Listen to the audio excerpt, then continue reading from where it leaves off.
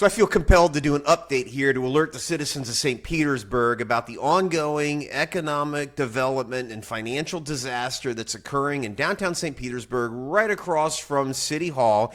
And I'm talking, of course, about the Mirror Lake Historic District designation. Now, backstory here is that for almost a decade, legislative leaders were fighting over where the Second District Court of Appeals was going to be. Some were arguing for Tampa, some were arguing for Lakeland.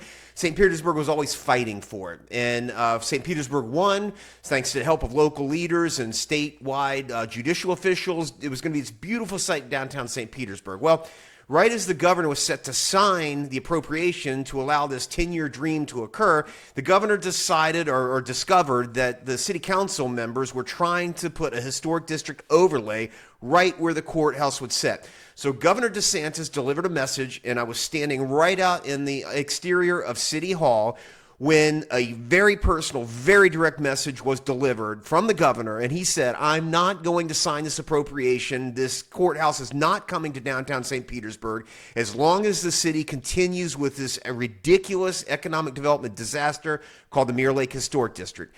Gina Driscoll goes up on the Diaz. She immediately and tearily withdraws the designation because she knew directly that we were not going to get that courthouse as long as it stayed there.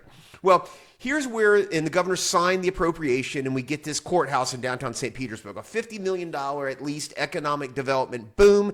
And the reason why the governor said, I'm not going to sign this bill as long as this historic overlay is there is because the smart people, the economic development leaders know that if you have a historic overlay, economic development cannot occur. It creates a economic development black hole. That's why the state wouldn't put that funding there.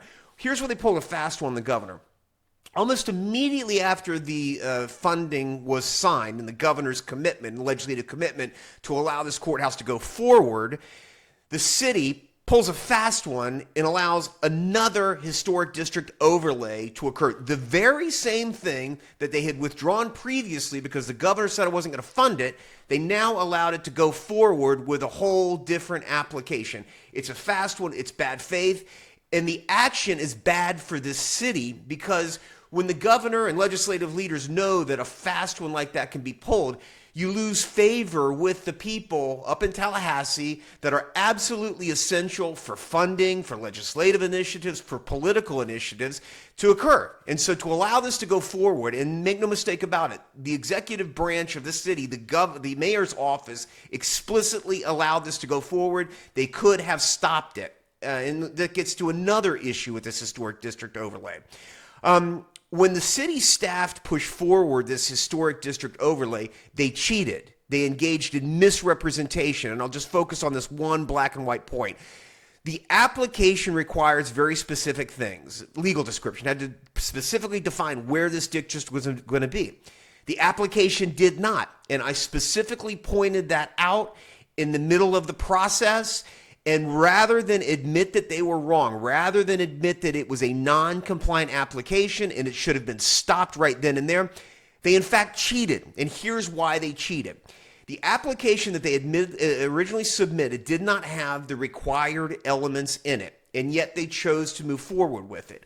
When I pointed out very explicitly and very directly that the application was wrong and didn't comply with the ordinance and it should have been stopped right then and there, staff instead pulled a fast one and added in 102 pages, I think it was, of the elements that were necessary to comply with the ordinance.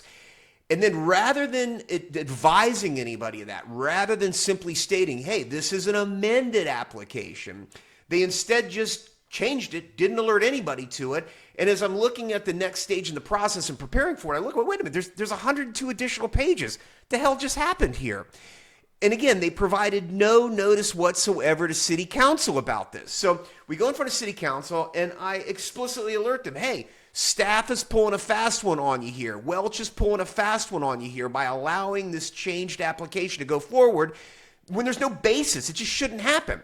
And city council, rather than doing their job of oversight, rather than doing their job of getting proper legal advice, like from an independent legal attorney that should be sitting up there on the Diaz to protect city council, They just looked over at the legal department for the mayor's office, who said, yeah, everything's fine. Let's just go forward on this. And so that's how we end up with an application before city council, which does not comply with the ordinance and should have been rejected right there on the spot. It wasn't. And that's just one of the elements of the grossly violative process that occurred that allowed this Mirror Lake Historic District, which is a slap in the face to the governor's office and the taxpayers of the state of Florida because of the tens of millions of dollars that were appropriated here under the express provision that this historic overlay black hole would not occur.